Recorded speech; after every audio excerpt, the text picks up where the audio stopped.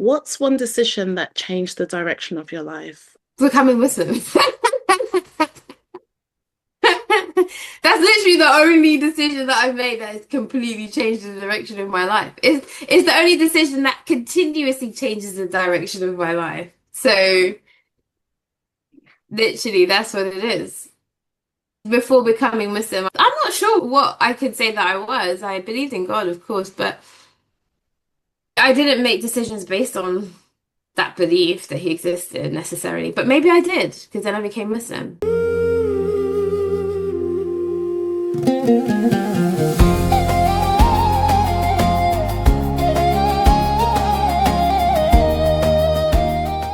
Assalamu alaikum. This is a space for honest conversations, stories of the heart, journeys of becoming, healing, and returning. This is Hearts Connect. Hearts Connect is a space for reflection, honesty, and the journeys that bring us closer to Allah subhanahu wa ta'ala. I'm your host, Sekinat, and today's conversation is part of that journey. Let's begin. Bismillah. Dear, my dear, how are you? I'm good. So, first of all, I'd like you just to describe yourself for someone that has no idea who you are. How would you describe yourself? Describe myself. Wow. So I think the first thing to say is that I'm a very reflective person. Not that I always take heed of my reflections necessarily, but I am very reflective. And I think primarily I'm a Muslim first. You hear about Trump in America first, in Britain first, but no, I'm Muslim first. I often think about that in terms of my identity. Whenever I'm facing some type of discrimination, I always wonder, is it I'm Black, or is it because I'm a woman, or is it because I'm Muslim? So with all those identities, I always try to say that I am Muslim first. So what does that actually mean for me? Part of that is being reflective. I think who I am just in general is I'm a very creative person. I think I'm a very loving person as well. I think I have a very open heart, and that I'm a very fun person. I like having fun. I like being silly as well. That my husband said to me the other day that I should grow up. So that's an indication of my silliness. And what else would I say? I haven't really thought about I haven't really thought about myself, I would say, for a while, about who I am exactly. But yeah, those are some of the things that describe me. We're so multifaceted. We tick so many boxes. There's so many things to us. So, alhamdulillah, thank you so much for that. As this podcast is about that heart connection, really, it's about finding our way, our individual path. Of course, our parents can do so much for us, but really, at the end of the day, there is a time that the onus is on us to discover what we want out of life.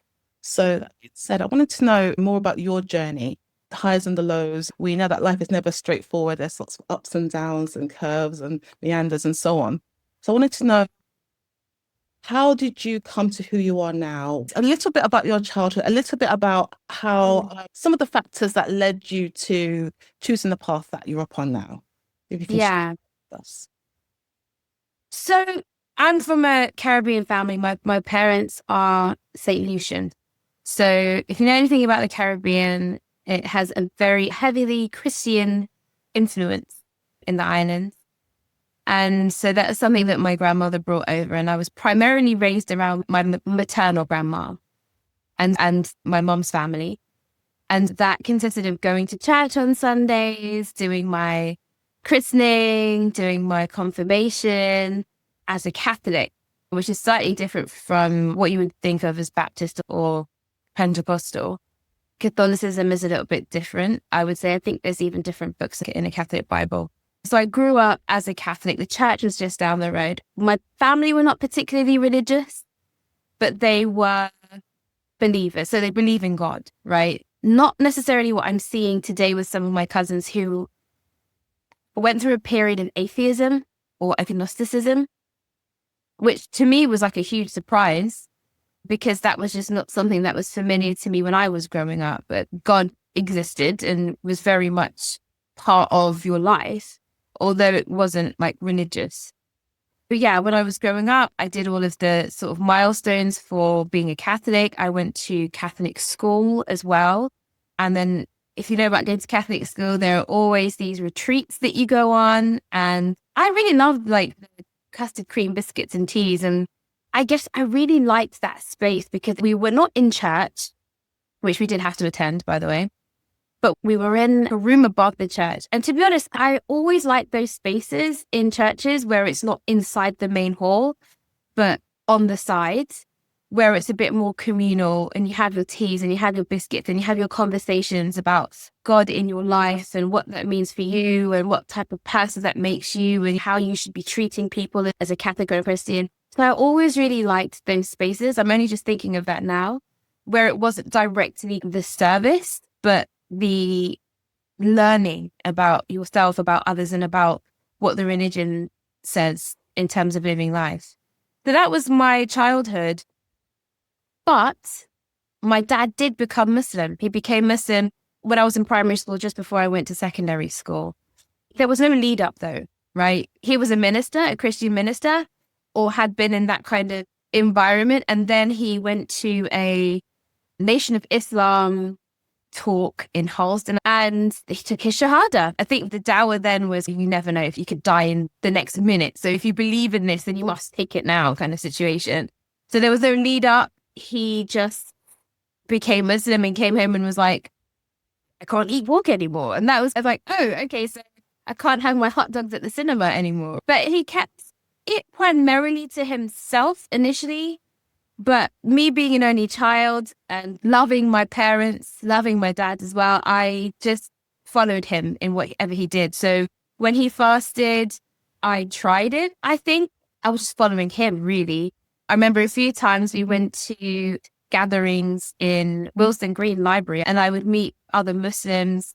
And so my introduction to Islam really came through my dad and his practice and the things that he listened to, like Sidi Ahmed Didat, who was a debater, comparative religion, Christianity and Islam. I would listen to that sometimes. On the drive home, my dad would try to learn his surahs, and it's very musical, rhythmic. You pick it up as a child. You pick up these small little words here and there. And so, yeah, that was my childhood. When I went to secondary school, however, I did go to a Catholic school and I moved away from following my dad and just started to have more of a secular way of living. I guess I would say I was a Muslim, but not really in the sense of properly being a Muslim. I think at some point I was not really on any particular religion. I think I did make a decision in my mind to just be a secular person because Islam and being a Muslim wasn't really my decision. It was more something that I was trying to copy my dad and follow my dad and trying to get him to just be really soft and smudgy and all the rest of it. So I think for me, I, in my mind, moved away from Islam because I was trying to pursue a different life, a more secular life maybe, and fit in at school really. And you mentioned that, your father, he went to an NOI, a Nation of Islam. Yeah, so there was a lot of dawah, so Nation of Islam, back in the day in Harlesden, because I grew up in Harlesden and Stonebridge. And at that time, they were out in force, given the dawah. So he did take the shahada, but I think that just in almost immediately or shortly after, he'd fallen in with a crowd of people who were actually on Sunni Islam. When he came from that experience, he was Sunni Muslim as far as he was concerned. So, how did you find the community at that point? Even though you were a child, you did mention going to Eid prayers. Did your parents make intention for you to actually practice, or was it really just you choosing to do what your father was doing, or did they sit you down and say, no, this is what we're on? Yeah, I was so young, to be honest. And my mom was still Catholic. She hadn't become Muslim. Interestingly, my mom had wanted to become Muslim first. My dad mocked her because at the time, a Muslim woman just wore all black with the hijab and everything. So he would just mock her. And then he ended up becoming Muslim before she did. But she was still very much Caribbean. I went to a Catholic school. My dad was, I think, still trying to get used to it himself. There was no thought around, oh, I want my daughter to follow me into this. It wasn't really like that. What I've noticed is that some people that convert to Islam, they don't necessarily, you've got two types of people. Some people They feel like they convert for themselves, like they believe in it and this is what they want to do. So they don't necessarily encourage their family members, their close family members to convert. And then other people who take it on as a whole package. Yeah, this is for me and my family. So yeah, it's quite interesting. Your father felt like it's a personal thing. It wasn't necessarily maybe for everybody. Yeah, at the time, my dad is very much into theology, and I think I get that from him.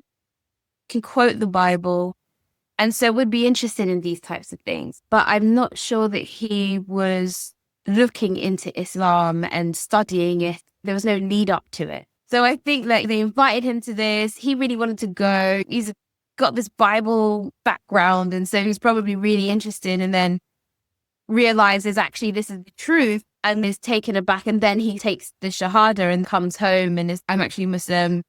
I'm not supposed to eat pork and I'm not supposed to drink alcohol. And these are all the things I'm not supposed to do, without thinking of my family necessarily. The only reason we didn't eat pork is because if we cook pork in the house, my dad's not going to be able to eat it. And he's the head of the household. I think it was just something that happened for him. And it was a moment for him. My mum's family was very dominant. My mum was very dominant. My dad's not from here. He's from St. Lucia. So his family are back home. He had family, but they were in East London. We were in West London. And the influence is going to be my mum's family, and they're Catholic. There's mass. There's midnight mass at Christmas. There's Christmas times. There's Easter. These traditions that have long been in our family, including for my dad, don't just go away overnight. And for people that haven't converted. So my mum hadn't converted. My family were still all Christian. Even though it was for himself, and I did try to follow him in it, it wasn't explained to me. Yeah. I don't think he thought of it in that way. You mentioned the family aspect. It's a powerful thing, your family. You want to be amongst your people. Did you find your father felt there was a community around him that sort of held him and supported him, or gave him that space to embrace as a In the early days, I do remember him having Muslim friends. I remember going to these Eid celebrations. There was like a community at Willesden Green Library. I know that my dad was around people. He was learning about the religion. And then also he had made friends outside of that space. And they took him to Umrah.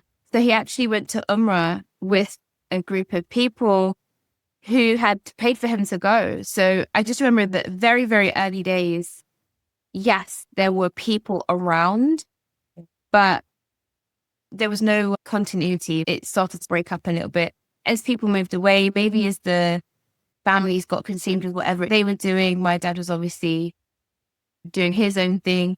I think people just drifted apart. And as time moved forward, there was no community around him anymore.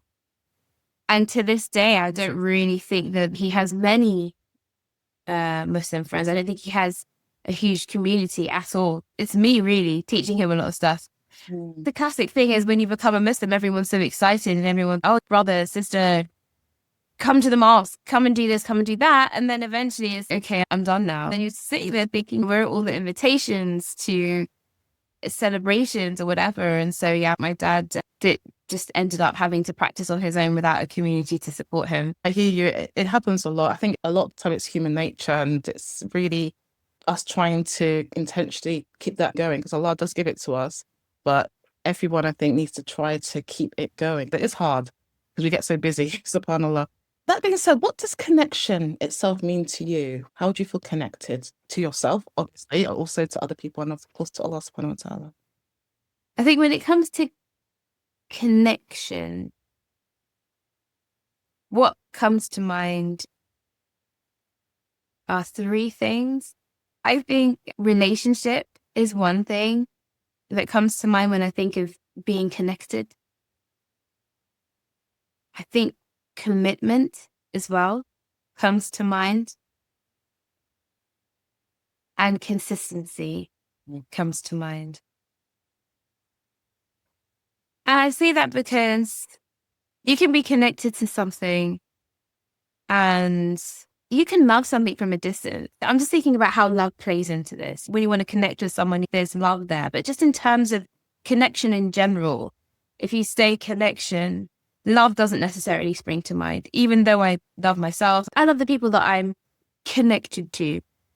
But I guess I'm looking at it as a positive because there are people that you're connected to that you're just like family members, for example. You're just like, go away. You can't choose your family members, can you? But why I say relationship with connection, because a connection is something that holds. It holds as long as you're committed to holding onto it. If I think of the times where I've felt disconnected from anything, from myself, from family, or from Allah, it's always because I haven't cultivated relationship with that thing. I haven't committed myself to that thing, and I haven't been consistent in doing that. So whenever I think I feel disconnected from God, for example, it is usually because I haven't been reading Quran, I perhaps haven't been praying on time, I perhaps haven't been reading about the Prophet ﷺ, or in general about Allah's mercy. I'm not engaged with it. I'm not engaging. I'm just doing. I'm committed, but perhaps I haven't cultivated that relationship. It's just the outward. Whereas a connection is, when you say hearts connect, I just don't know how else you would connect anyway. I'm not sure if you could connect without your heart. Your heart is always involved in that, I think. But I'm speaking about it from an Islamic perspective and in this context. So yeah, you have to offer your heart as well. That's why I talk about commitment. You have to actually want to be connected. I'll give you an example. With someone I used to speak to, I don't speak to them anymore. And contrast that with somebody who hadn't spoken to you for years. And while this person over here didn't feel like I was necessarily showing up, if you will, and so therefore we lost that connection, somebody who I've had not spoken to for ages was so excited to invite me to her home. We had dinner. It was such a great experience. We stay connected. But when I asked her, I was like, we haven't spoken for such a long time. We've spoken for near 10 years now. She's like, but friendships never die, right? Once you're someone's friend, you're always that person's friend because they hold a place in your heart, right? In your heart, even if you're not engaged with them, there is that kind of relationship that you hold inside your heart that you perhaps remember, that you stay connected to. You stay connected to something that you used to have. And until that thing shows you otherwise, that connection will always be there. So I was always in her heart. Our relationship was always something that she valued and something that she took with her, obviously, through whatever it is that she was doing. So that when I contacted her out of the blue, it was like, oh, hi, our hearts remain connected. And then obviously you have to recommit and try to build on that relationship and try to cultivate something that is appropriate for the time. But that memory, it remains in your heart and you stay connected to whatever it is that you felt before. MashaAllah, sis. I love the way that you were able to define connection by talking about what it wasn't, which I think is really important. And if you wouldn't mind sharing a time where you felt disconnected and how did you find your way back? What did you do to believe it? I think the time that I was disconnected where I found my way back, I think with Allah, when you go through difficult times, I don't know if this is rooted in this kind of transactional relationship that you get when you are Christian. I'm not saying all Christians behave in this way with God, but there is this kind of hang up, I think, from my Christian days where your relationship with God is transactional, where they say that that Jesus died for their sins as their God. And so therefore we are now going to do this. And if I do this, then God will give me this. I don't know where that teaching comes from. I'm not sure if it is from the Bible or particular spaces that I've been in. But when I came to Islam, there was this idea of if you leave all your life behind you, Allah will give you so much more. And when I think of so much more, I don't just think of, oh, I'm Muslim or Islam. I think of,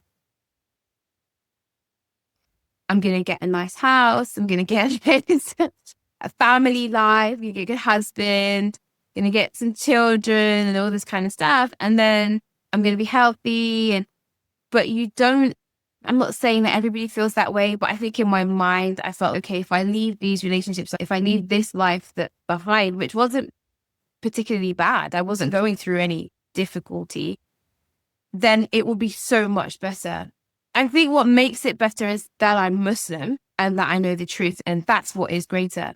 But I think there are moments where I have felt disconnected from God, in that sometimes when you make prayers or you make du'as and you think, oh, it hasn't happened yet. Is God listening to me? Is he hearing me? Does he work good for me? This is good for me.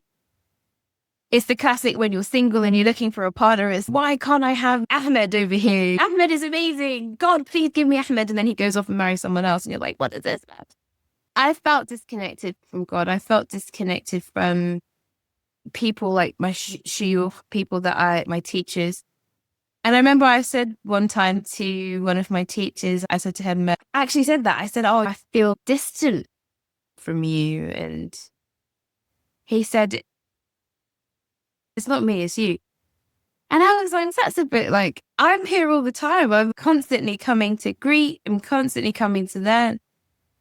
But I think what that meant is that perhaps I'd become distracted, or I had moved. I was doing the outward things, or I was outwardly spiritual, but there wasn't any deep kind of work being done. I was just living life as a Muslim, doing my zikr, doing my prayers, but it wasn't really sinking in. I think I had stopped the reflective process that comes with being a Muslim or being just a human being. And I think started to doubt, because I wasn't getting what I wanted, because I wasn't seeing results. I think I started to not doubt God, but rather just have not the greatest opinion of God, because you're just thinking, why is this thing not happening for me?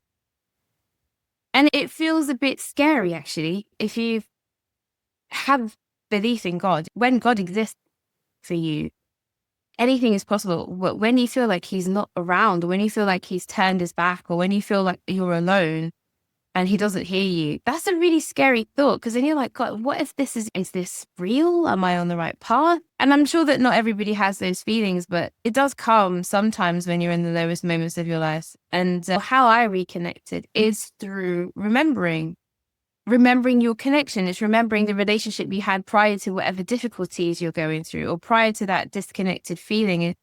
When you sit down and you reflect and you think, why do I feel disconnected? And you identify the reasons why that might be. Maybe you've stopped reading the Quran. Maybe you've stopped listening to those lectures. Maybe you've stopped reminding yourself of Allah, and then you're just living life and then using the tools, but not really benefiting from what they can do for you. Is you have to sit down with yourself and reconnect with yourself, actually. So I've had to sit down and reflect and reconnect with myself to understand why I'm a Muslim and what that means. And that's how I rebuilt my connection. And then when I say commitment, I think one of the reasons why I said commitment is like, no matter what happens in life, even if it's a difficult situation, you have to have a good opinion of Allah, because Allah wants good for you. He says in the Bible, as well as in the Quran, it's consistent throughout the Abrahamic faiths that Allah wants good for you. And I've started to realize that all the bad things that I wasn't really happy with was really a consequence of actions that I had taken that may not necessarily have been guided by Allah's advice or the Prophet ﷺ's advice. It was my own nafs and my own desires. That's a big lesson for me. It's not easy to remember that, but I realized that some of the things that I'm struggling with are just the consequences of actions that I've taken. And I just pray and hope in Allah's mercy. Now, mashallah. What I love about what you're saying, sister, your honesty, your vulnerability, and this is what we need to be aware of, because we all are in the same situation, no matter who we are. We all have our insecurities. We all have times that we need to really sit with ourselves, look at ourselves in the mirror and really know, what am I doing? How am I feeling? What am I thinking?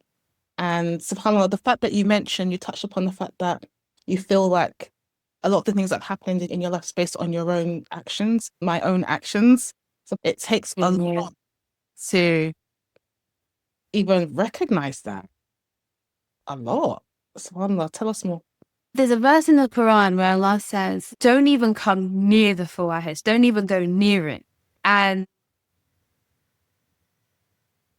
I understood that from a sexual perspective. I can't recall if it's in that context in the Quran about keeping chastity. Is it in that context then? Yeah, do not come near fornication. Yeah, don't come near.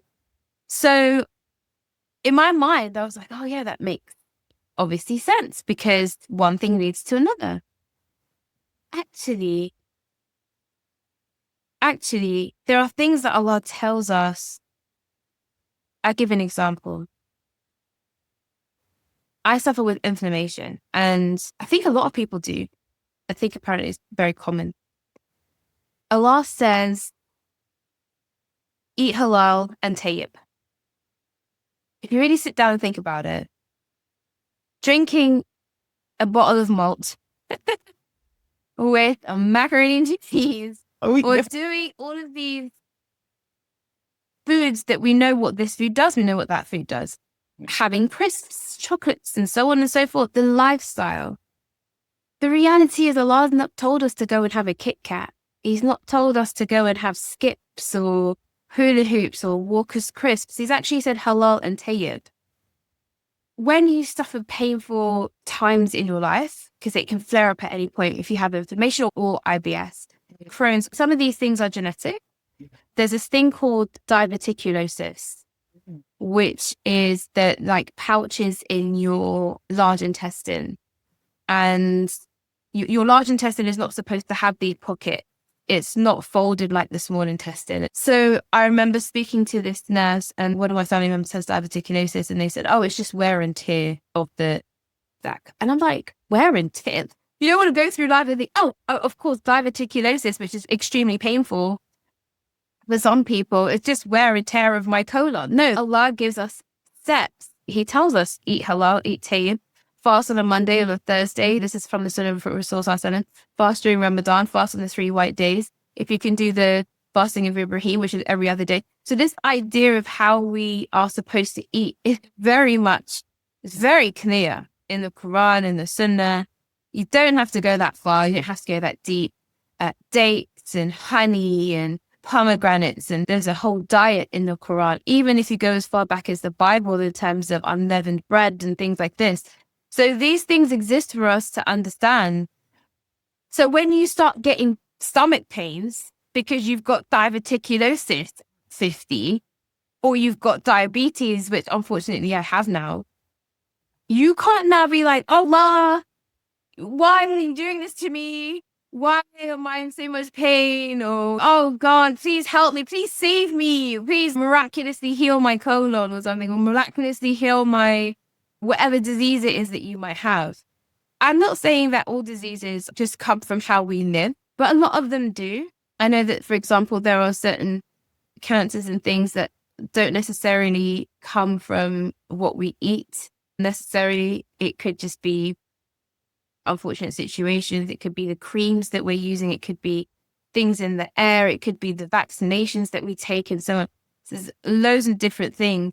But when it comes to, let's say, irritable bowel or issues that we've created for ourselves, many people may have heart disease because they eat lots of fatty foods and things like this. This is our doing. And we've just got ourselves into a point where I know someone who drinks heavily and they've got a really bad liver now. That's not God's fault. Like, he told us not to drink alcohol. So when we get to this stage and we say, Allah, oh, save me, it's out of his mercy that he does that. We have free will.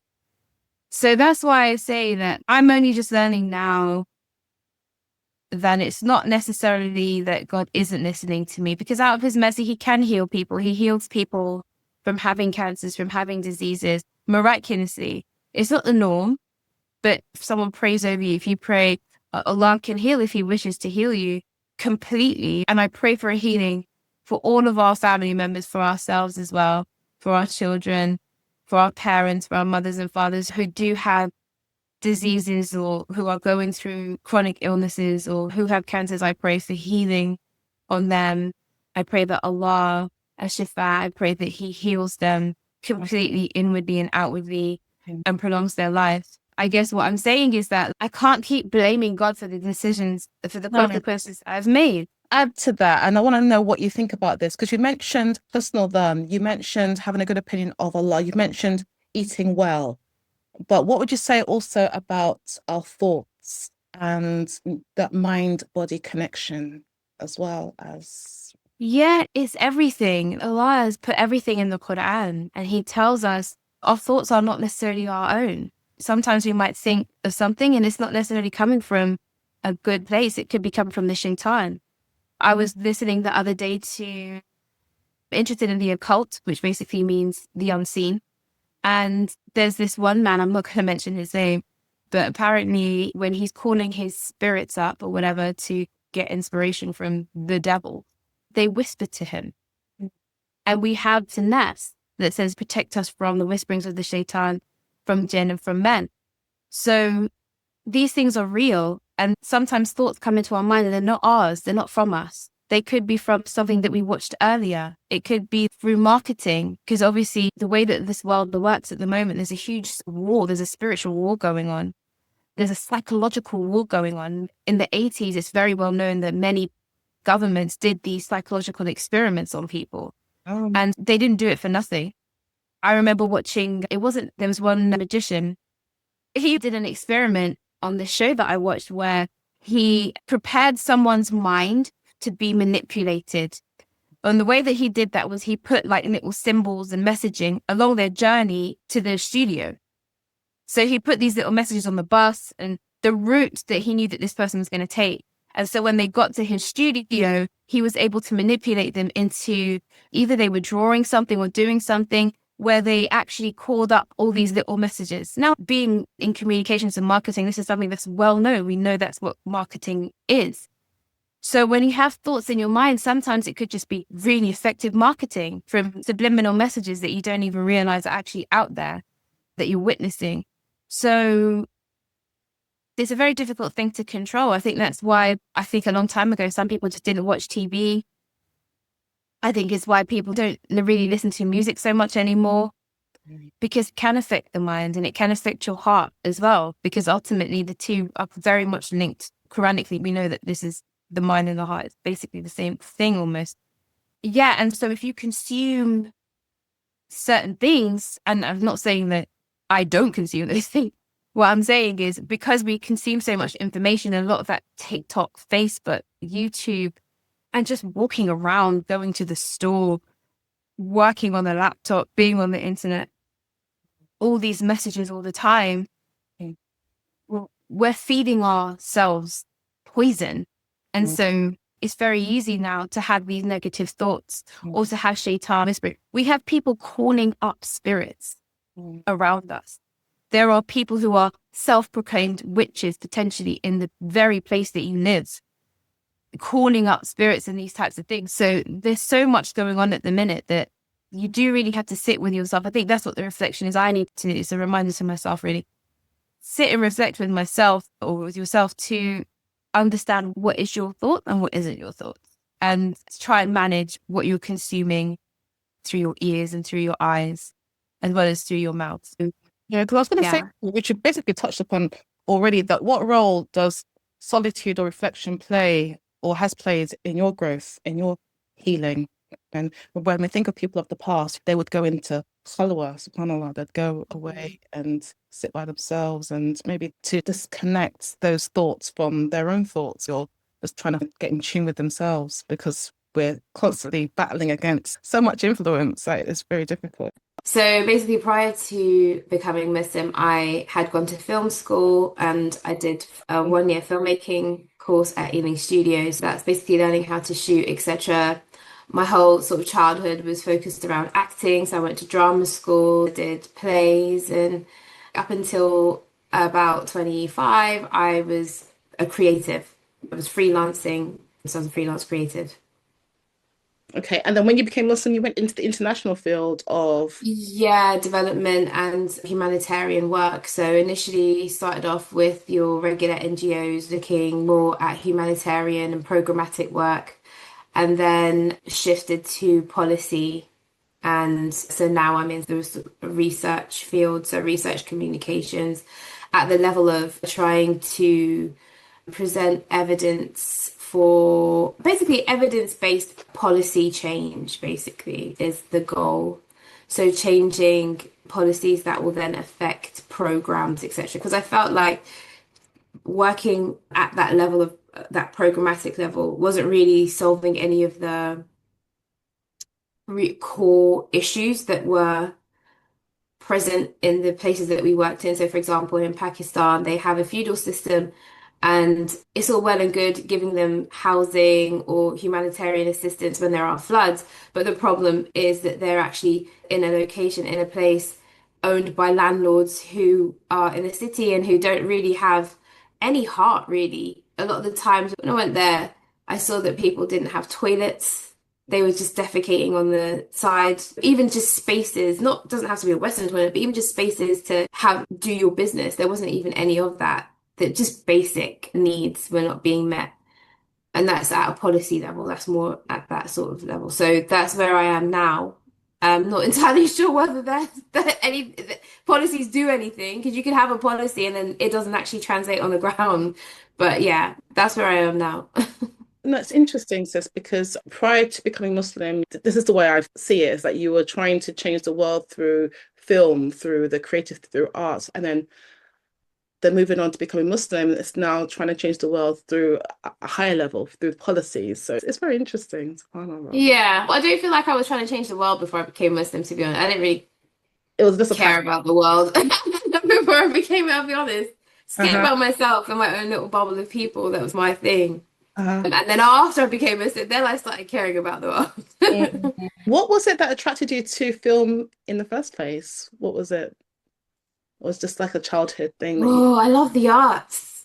I love the arts. I love film. I love theatre. I think that it's more rewarding and more satisfying being in a play than doing film, just from my experience. Being in a play is like it's live. You're actually in character. You can't break, because then when you're recording, it's the you have the freedom to break because it's edited. But in theatre, nothing's ever the same one night to the next. Things are always changing. So whenever you go to the theatre, whatever it is that you get, somebody else isn't going to get the next day because that moment is gone. But with film, it's edited. You can see the outtakes. But with both of them, there's also a really great artistic community that comes with that. Whether you're on the production team or whether you're in the cast in a theatre play, that bond that you create with people when you are creating like a new world, because it is a different world. It's fiction, right? It's a fictional world. So you have fictional characters all day. You have sets that look like a mini little world for yourself. You create that little community around the people that you work with. Is not the same as when you have a job. It's totally different. And I just remember when I was younger, they used to play like black and white movies. I think Hollywood was a huge thing. This is like 80s, 90s, early 2000s. You had really good films, particularly like from back in the day. I really liked Moses as well, which was what I think is like a 50s rendition of the story of Musa alayhi salam. And so yeah, I just love the arts. I love it. Do you think it was like a very powerful expression of the self? You're able to just be whichever character you've been asked to be, but in your own. Well, I think it's so much. Like loved reading when I was younger because I loved escaping into these fictional worlds where you can suspend your disbelief and you're in something completely, it's an escape into something that is totally different. And with a film, it constructs the world for you. And as I said, I enjoy taking on characters and being different characters, different to myself. So you get to it is cathartic, maybe a little bit. But then also in literature, when you're reading, you get to create the world yourself. So there's this book that I was reading, and they made a movie of it, or not a movie, but a series. And I made the decision not to watch the series because the world is already created in my head, and I haven't finished, I think it's 12 books in the series. I haven't finished the whole series. So I'm like, I'm not going to watch the television program because I've already constructed a world in my mind that I'm quite happy with. Thank you very much. I don't need you telling me what the characters look like. I don't need your opinion on what how these characters felt when they did X, Y, and Z. So it's a bit of an escapism. It's escapism, it's fantastical, it's I don't know, it's yeah, I enjoy all of that. Yeah, it's very interesting. I don't think it's necessarily futile or frivolous because I think it's very powerful to be able to use one's imagination. And we understand that Allah is in the opinion of his slaves. So if we use our imagination to think of all these great things to make a difference in the world, for instance, that can't be anything but good. So I think it should be encouraged, I think. And I think as Mm, adults, sometimes we kind of lose that ability to imagine, to be creative, to be expressive, even because we think, okay, this is the way it should be. This is socially acceptable, if you like, and I mm. outside of that because I might be deemed to be a bit, I don't know, different or what have you. But what would you say to that? I think definitely the skills that you gain and the benefits of things like reading, using your imagination, even taking on different characters, I think, as well, because you learn to Speak empathize. ill with people as well, I would say. Yeah, but yeah, because you would, there are situations that you might be in a role where you wouldn't be in normally. So you have to really try to reflect how you think. Or I would say tap into emotions that you already have existing inside of you that may be similar to the emotions the character is feeling. So you have to step into somebody else's shoes type of thing. If you've never had that feeling before, then you may have to speak to someone who has and then try to pick up on what it is that has affected them and then try to reflect that in the character. So I think that's good because then when in real life you can empathize with people or it at least teaches you that skill. But then also like with reading and all of this, I think it's really important. I think it's so powerful. Storytelling is something that has been in the Quran. There's a surah. Allah tells stories throughout the Quran. So No, storytelling has been around since time immemorial. How people use it though, like it's totally. Hollywood and interacting with these more mainstream, commercially type of movies and books and videos and all that, they have an effect on the soul. They know what they're doing. They know that they're putting certain messages in these things. So I think there has to be a very clear understanding of what you consume and what you don't consume through those mediums, or Yeah. what you do or what you don't do in those media. I think Heath Ledger is a good example where he took on the role of the Joker in the Batman. I think it was called, what was it? The Dark Knight. And then shortly after he committed suicide, and apparently somebody said, "Oh, I told him not to do the role because it could really affect him." So you're playing a psychopath, a maniacal psychopath. How do you come out of that role? And then you're also watching that. So it's No, oh, absolutely. For me, I think more of the fact that for people just to be able to express themselves in different ways, not necessarily go into the acting world, because there's, yeah, as you just mentioned, there's very extremes into how far people can go. But I think it's important to be able to see yourself in a different way and just yeah. to relate to people in different situations, if you like, because sometimes people feel like this is me, this is myself, and we don't realize that actually sometimes you have to be a different person depending on who you're speaking to, not necessarily being a fake person, but just being able to change certain ways about yourself, which I think comes through in that in acting as well, doesn't it? I heard somebody say, an AI guy say that a lot of people are worried about how AI, for example, might take over human roles and jobs and stuff. And he was like, one of the things that you should retain is the ability to create and the ability to generate ideas for yourself. And he's very much instilling that in his children this idea generation. I think these types of mediums allow you to open your mind enough to be able to imagine the various different possibilities of whatever it is that you're trying to develop or create. So I definitely think it's a good skill to have, Yeah, good and activity to do. with so much pain going on in the world right now, not right now, but it's been like this for time. It's just that right now we cannot escape it. We cannot turn our heads away and not see it or hear it.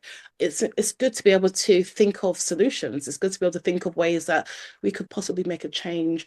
And I think definitely in making dua, we can try and really visualize on what we'd like to see, how we'd like things to be, especially the fact that we're often bombarded with images that are just so difficult to even contain, things that you don't even want to repeat in your head because you've seen things that you just can't get out. But to combat that or alleviate that or balance that out with something positive, actually, I'd love to see this in the world. I'd love to see that. I'd love to see people doing X, Y, and Z. I think it's very important to be able to have that space to be free to let your imagination flow in a really positive way because subhanAllah, Allah's given us this gift of free will, this ability to use our minds in such a good way, yet we're seeing such bad going on, but we Mm. have power, we have the ability to do so much with our minds. And I think once we start to do that, or if people are doing that, inshallah, it can only lead to good. But sis, having said all of this, we've talked about a few things already. That was basically like an introduction. But what I'd like to know really is what's something simple that makes you feel grounded or at peace? It might be something that you have taken away from your days or when you first became a Muslim, or things that you've heard people do, people that you've been around.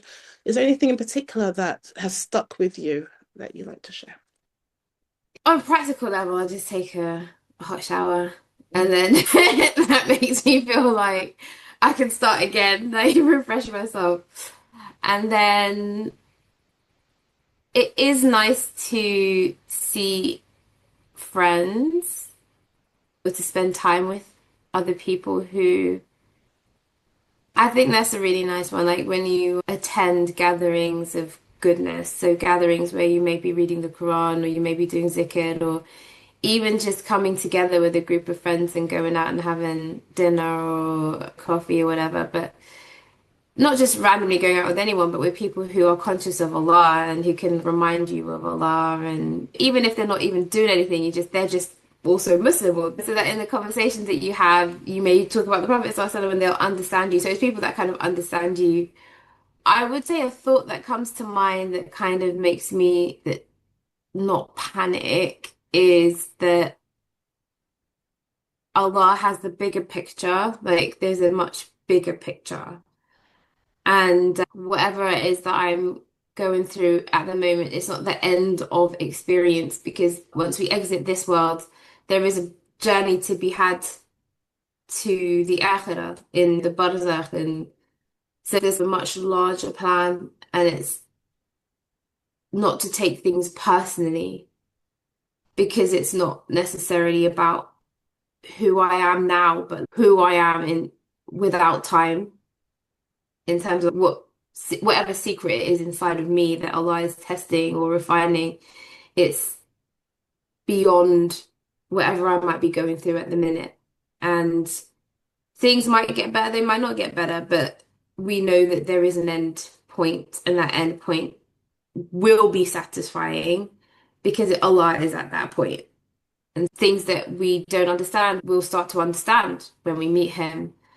We can have a conversation with him that hopefully, inshallah, is going to be of benefit in terms of we do not destroy ourselves when we talk to Allah, but like where we will eventually come to understand why we've gone through all of this. And there's this hadith where Allah will ask us, how long were you in the earth or something? And we say, oh, we were just there for a day or part of a day or something like that. So I have to remember that this is just part of a day. It's just a day.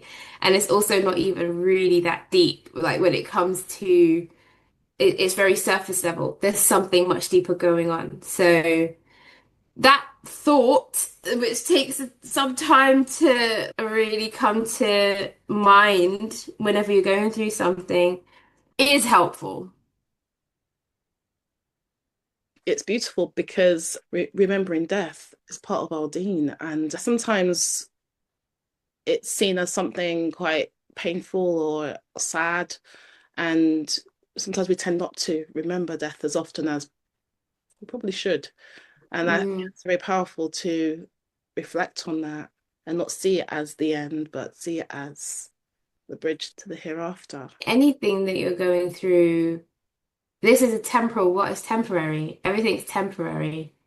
The older you get, the more you realize I may have to go through this particular difficulty, whether it's breaking up with someone or whatever, but you know that you'll eventually come out on the other side of it. Well, you'll have to. You're coming out on the other side of whatever pain it is you're going through.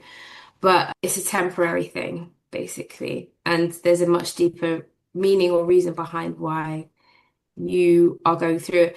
And this goes back to what I was saying. Like, one of the things that I noticed in life now is that there are certain consequences for not following Allah's guidance. It may be a test that you go through, or it may be a consequence of your own actions. And so the idea is just that you never do it again, that you ask for Allah's mercy and not for what you deserve or what you think you deserve, but in His mercy, hopefully He will get you out of whatever situation, whatever hole you may have dug yourself out of. But even in this sort of interaction with Allah in this life, it's like it's not over and it will lead on to something else much better. And also, it's a shared journey, isn't it, as well? That no matter who we are on the face of the earth, we're all going to go through this particular, everyone is going to experience death. SubhanAllah. Okay, moving on from death, thinking about the seasons, SubhanAllah, we have as 4 seasons in this country that we experience, what have you. What season of life would you say you're in right now? Would you say it's growth? Would you say it's reflection, healing, discovery? If you want to marry them, if you like, with the autumn, winter, spring, summer, where would you say you are right now? I don't know. I'm going back to your last point. I don't think that my point was about death. I think my point was more about the lens that we look at life in. I feel like it's much zoomed in, but it's like a zoom out. So Mm. it's not necessarily a death situation. It's more of the ability to understand that you can zoom out. Like a lot of people who atheists, for example, don't believe in that zoom out because they don't believe God exists. So this life is futile. But for those people who believe in God and they believe in an afterlife, there is a zoom out. You were here before, you're here now, and you'll be here again. When Jesus says that he was raised or something and he'll die and then he'll come again, whatever, in the Quran, that's basically what he means. I feel that's what we all experience. But it's like that zoom, that ability to zoom out and understand that zoom out is held by a power that is beyond myself, and he holds a story that is beyond myself as well. So it's not the end of my story. I feel like that grounds me and helps me. It's hard to bring that to mind when you're going through something, but when you eventually bring it to mind and you realize that what's going on around you is actually just an interaction with Allah, that can help you stay grounded, I would say. And then, so it's not necessarily about death, but it's about that perspective. And then I would say that, what season am I in? I've never really thought of my life in seasons, to be honest. I've heard of this, but I've never reflected on my life in seasons. I think that I am being reflective. You can only take so much that when it comes to pressure, when it comes to life, something might be going on over here, but then everything else is fine. But when everything seems to be on top and every area of your life is spinning, you can only take so much before you sit down and say, what is actually going on here? And I think so that has pushed me into a place of perspective. This must mean something. Like this, what am I supposed to be learning here? And 4 years after, maybe 4 or 5 years after I became Muslim, I came across groups of people, communities of people who make zikr together, which is make remembrance together, go out together. It was a good, nice community. And I was very much in that kind of spiritual path type of tariqah type of mode. As life has gone on and people will never fail to disappoint, I would say that I'm looking more now towards Allah's words and the Quran and really trying to understand more deeply what it means, what the Quran means, what Allah's saying, how might I have got here? Just thinking about where I am now, the first part of my journey has been very heady. Being a Muslim, you think angels are around you and you're floating on cloud nine. You can almost taste the rivers in Jannah or whatever. Then you move with a particular crowd, whatever crowd that might be. For me, it was groups of people who came together on zikr, remembrance, and very much sitting down and reflecting and going on retreats and things like that. And I think now life is life. And so right now, I'm trying to find that meaning in the words of Allah, and I'm working more on my interpretation or my understanding of Allah's words.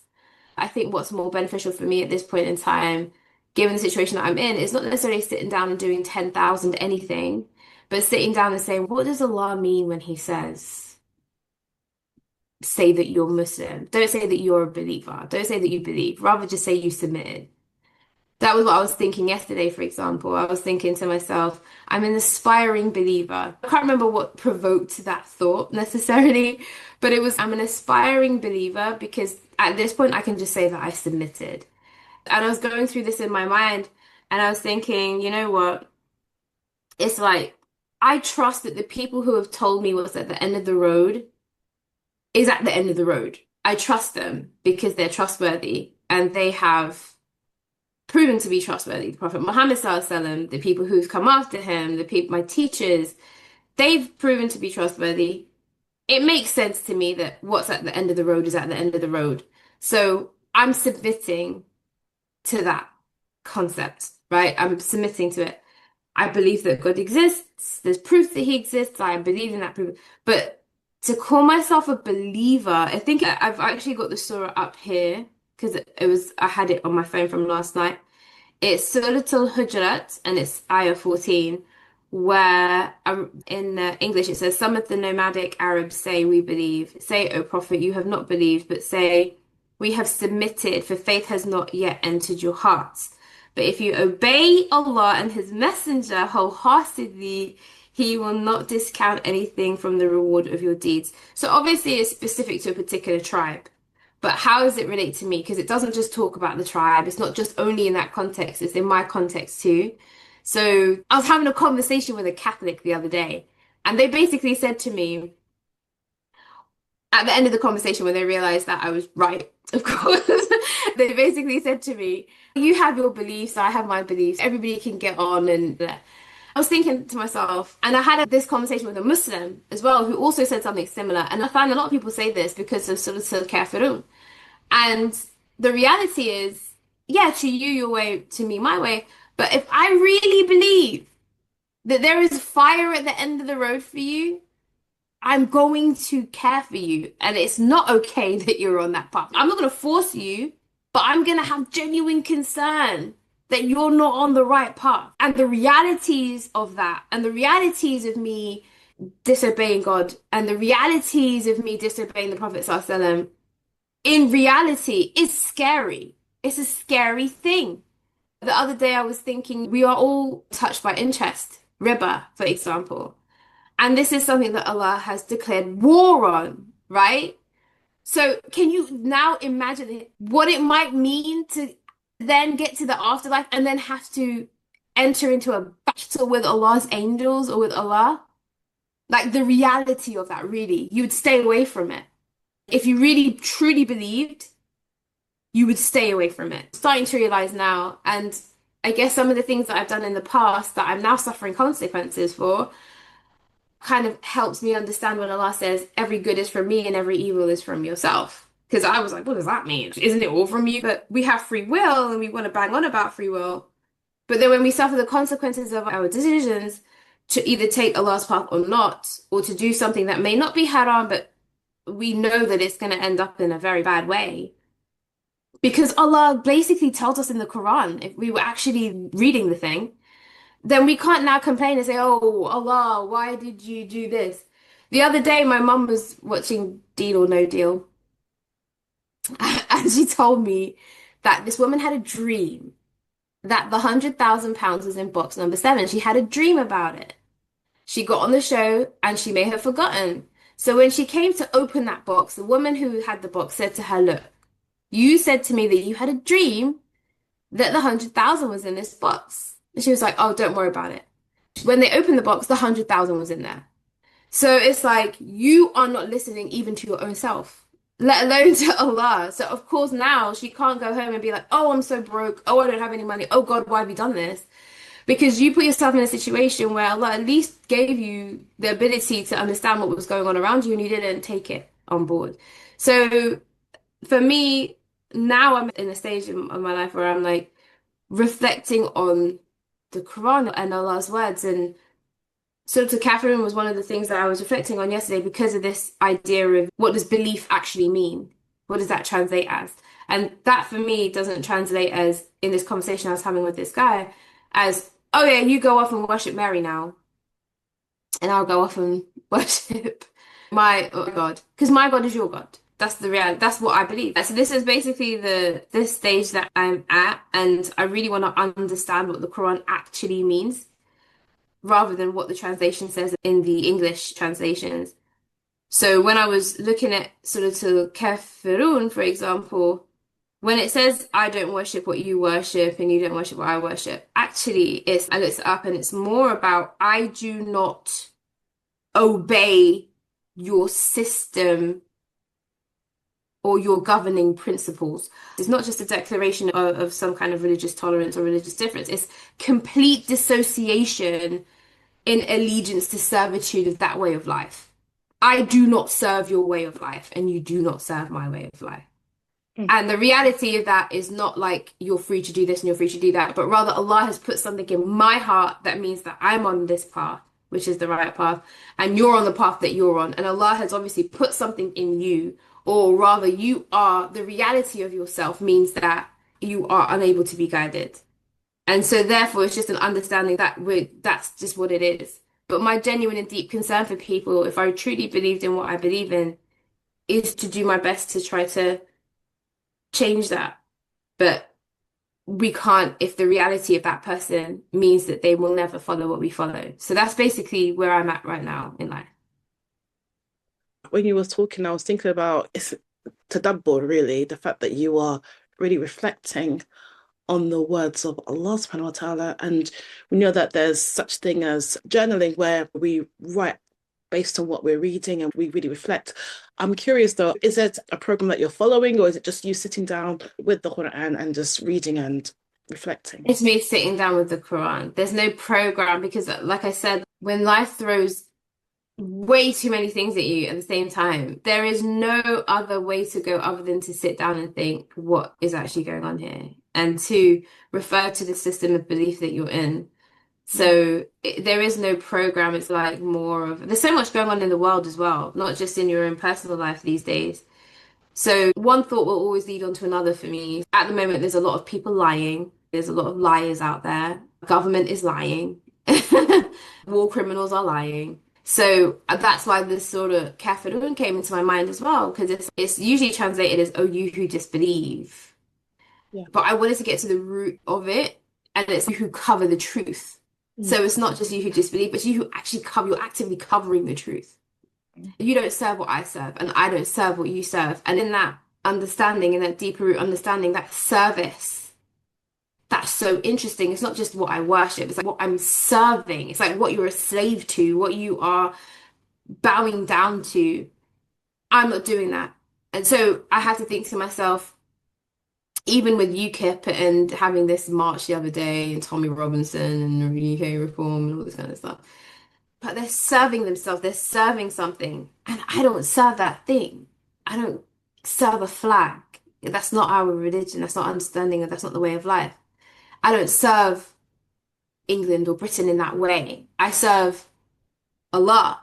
And Allah tells me, obey the laws in the land that you're living in, call to the good, forbid the evil. Da, da, da. I may not be doing all of that kind of stuff, but that is what I serve. I'm in service to Him. So whatever you're talking about right now, we don't even hold the same frame of reference. So you're just understanding things deeper then allows you to understand, okay, this is my position with where we are with reform or where I am with whatever may be going on in my life. This is But what Allah has said. it's very interesting. It's very interesting because it calls you to think about, okay, whose interests are being served here? What interests are really being served? Is it even of the leaders, or is it even beyond that? We don't know. No. Yeah, it's really making it clear, that distinction, that separation. So there's no blurry lines, so to speak. No, it's very interesting. Be categorically clear on what you stand upon. Okay, you've already touched on this already, but how did your faith or belief system shape your journey? I think it just goes back to once you believe, once you've submitted to a particular way of life, then everything that comes after that is, I think as well because I chose it because I'm a convert, right? So I wasn't born Muslim. I don't know what it feels like to be born a Muslim. So I can't speak to that. But definitely for people who, like for me who has converted and what I've seen in other converts is we're very conscious of and aware of ourselves being a Muslim. And so the decisions that you make tend to be crafted around that belief system. As I was just explaining now, like this idea of you're in service to a particular thing, for me at this point is, am I really serving that thing? Am I really? Or am I pursuing actually what these people who cover the truth pursue? I don't know. And then that kind of led me to the Prophet ﷺ's hadith about where he says actions are by intention. So everything is niyyah, right? So even the work that we choose, the partners that we choose, the foods that we eat, hanging out, going to sleep, all of this can be directed to serve what we believe in. And so I'm just now thinking to myself that when I left the film industry and I came into the international development industry, it was because of Allah, because I wanted to serve Allah in this way. I didn't have loads of money to give charity, so I wanted to give my time in charity. And that was the thinking of it. And then you get caught up in, okay, where's my career going? How do I make money? It's not necessarily like how do I make halal money so I can sustain myself, so that I can pray, so that I can give. But that intention is what I think I need to work on is actually making intentions every time I make a decision, every time I wake up, every time I'm doing something to ensure that what I'm doing is aligned with what I have, what I purport to serve, rather than just doing it and going through the motions. So I think it has changed my entire life. There's nothing that I do. I'm Muslim first. I'm not Britain first. I'm not America first. I'm not Farage first. I am Muslim first. I'm a believer first. I am Islam first. Put it that way. I'm Islam first. Muslim first. Islam first. Yeah, it's changed my whole life. SubhanAllah. Yeah, it's an anchor. That is what pulls you. That is what drives you. That is what it's all about. And every action or every decision, every intention has that at its core. Pleasing Mm, Allah, pleasing the one you serve. And I think it helps you connect everything together. Every aspect of your life is connected together because they're all like a string of beads, if you like, and each one is for the same purpose. Each one is going towards that goal of seeking the pleasure of the one you serve. And I think when everything is aligned like that, it just makes life more whole because they're all in the same sphere rather than if you were serving this, serving that, doing this, doing that, but not really understanding why you're doing what you're doing. But this one said that's a good idea, so I'm going to go with that. That sounds a bit more compelling, so I'm going to do that. And we end up feeling very confused or unfulfilled or just uneasy, really, because there's nothing holding us, there's nothing binding, a bit of disconnect, if you like. But I think once the heart is connected to what you're serving, inshallah, Allah subhanahu wa ta'ala, then inshallah, all our actions go in that direction. Even though they may not hitting the mark straight away. There may be lots of tests along the way, might be a bit trying and what have you, but just knowing that this is what I'm aiming for, subhanAllah, it just gives us that sense of, okay, maybe not now, but there may be a delay in this, whatever I'm trying to do, but this is where I'm heading towards, subhanAllah. Yeah. Yeah. I think the disease came for me like because everyone asks when you go anywhere, oh, what's your religion? What's your religion? And the answer is Muslim. Or something. No, is Muslim a religion? No, it's not. Islam is. Yeah, that's true. But it's true. But I've been like a lot of the conversations I've been listening to, and also just as I said, like going through things and just reflecting on what is actually going on here. It's not a religion. I think when you take Islam as a religion, it can become very stripped of its soul and not just stripped of its soul, but then you're just going through the motions. I've been going through the motions. And then so I see it more as a way of life now because that's what deen means. It means a way of life. And so that listening to my dad's car, like he listens to LBC, London's biggest conversation. Anyway, all that is just basically rage baiting. But when I listen to these conversations about what do you think about the England flag going up? Some people saying, "Oh, I think it's okay." I was like, "Oh no, it's not." So I'm like, we don't even believe in that. I'm not even of that perspective of. I don't come from that same kind of nation state building type of perspective anyway. It's like we're living together here. It should be we're a community here. It's a different perspective altogether. So I don't even accept their framing. I totally reject a lot of the framing. A lot of people are like, even when you look at Palestine and Israel, everyone's debating on Hamas and condemning whether Hamas is this or that and the third. We know that Netanyahu let them be funded by certain other countries. So they're all complicit basically in whatever money was accumulated. But also, what's real and what's not real, who's particularly me being in politics and governance, there's a lot of shady stuff going on, right? There's a lot of proxy wars going on right now. So we don't even know who's who and what's what and why it's very dramatic. It's like, how did you let this happen? And being Muslims, why would you even do that? Like, how are you? I don't have the full story on that. So I'm not going to then say Hamas is this or Hamas is that. I don't know who they are. What I do know is what's happening in Palestine right now is atrocious. It's terrible. And if I was in that situation, if anyone was in that situation, how would they react? Would they just be protesting? No, they're going to be doing things that we're going to condemn. You know what I mean? Yeah, but yeah, that's basically how it affects my life. What's one decision that changed the direction of your life? I can guess what it is, but I'd like you just to share. Becoming Muslim. That's literally the only decision that I've made that has completely changed the direction of my life. It's the only decision that continuously changes the direction of my life. So literally, that's what it is. Before becoming Muslim, I'm not sure what I could say that I was. I believed in God, of course, but I didn't make decisions based on that belief that he existed necessarily. But maybe I did, because then I became Muslim. And I think that decision, the way I like to understand it sometimes is like you make a decision like that, and it's a bit like a pilot who's got a destination in mind. Okay, I'm going to that point.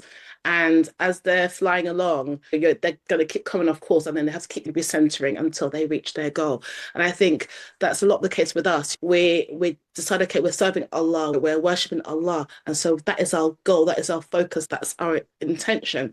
Yet things are going to happen in our lives, and we constantly having to keep making these decisions that keep us on track, inshallah, all the way to Allah. And I just wanted to go back to something that you said very earlier on about detaching yourself. And I think it's a very useful way to see yourself and to see the world as well, that you're able to detach from the situation. You may be in a very difficult situation, and just being able to remove yourself. Yes, I was like, right now, I can actually see myself. I can see this, what we're doing right now. Although I'm here talking, I can see myself. It sounds a bit strange, but I can actually see myself like from over there. Out of body experience. She doing? That's from NLP that I've studied, being able to detach yourself, to see what's going on, and not get too consumed by the happenings and get too caught up in it and take it too seriously. And yeah, subhanAllah. But isn't that the Sufi teachings all the time is to remove the I? Mm. and to remove the self so that all is Allah, right? That's the goal a lot of the times, is to remove the self. And it makes life a lot easier when you remove yourself. And this is it. There's a saying, I don't know who it's by, but suffering stops when we serve something greater than ourselves, which that something is Allah subhanahu wa ta'ala. But when we're constantly thinking about ourselves and what we need to do, what, oh, that's not happening right, and all of these things, we feel a lot of pain because it's not going as we want it. But the suffering stops when we're serving something greater than ourselves. It doesn't matter how it looks on paper, on the side, Mhm. because we know where our intention is, subhanAllah. But yeah, are there any last words you'd like to share? May we reach that destination of Allah with goodness and with Him being pleased with us. No, I love the fact that you are on that road of tadabbur, which is so important. Reading the Quran and really pondering, really reflecting, because yes, it's one thing to be able to read it fluently. It's another thing to be able to memorize, and but to be able to read it in a language that you understand and to be able to reflect upon it. You can't put a price on that. That's just incredible in terms of your relationship with Allah, but also how it's going to benefit you in this world. You see the reflections that you're making, you see Inshallah. the links, and it's something. It's what helps you get through. It's not even, to be honest, when I was flying high, I was doing other, like I wasn't, I would say that it's not something that like comes easy. Mm. I remember there was like a period of time where I was like, okay, every Sunday, every Saturday, I'm gonna sit down and I'm gonna read the Quran. And now it's, I need to read the Quran because what is going on here? Because Allah says even a man might wake up a Muslim and then or go to bed a Muslim and wake up a Kafir or something like this. And I can see this kind of thing can happen very easily with this stuff that goes. So it's more of like, what is he saying? What's God saying about this? Holding Because on. honestly, this cannot be what's going on right now. It's You more out of necessity, which is probably not where you want to be. You probably want to be in that sort of, you want to probably do this in the best of times. Yeah, alhamdulillah. But Allah does say, hold on to the rope of Allah, hold on. It seems like it's something that it's very easy to let go of. It's very easy for it to feel very burdensome, but holding on. And I think reading the Quran is what we've been gifted with, subhanAllah. It's what we've been given. And yeah, even reframing our relationship with the Quran, I think will do us justice, inshallah, will benefit us greatly, inshallah. Thank you for staying with us for this conversation on Hearts Connect. These stories don't end when the episode does. They continue in how we reflect, return, and grow. You can watch the full episodes on YouTube or wherever you get your podcasts. Until next time, may our hearts stay connected. Ameen.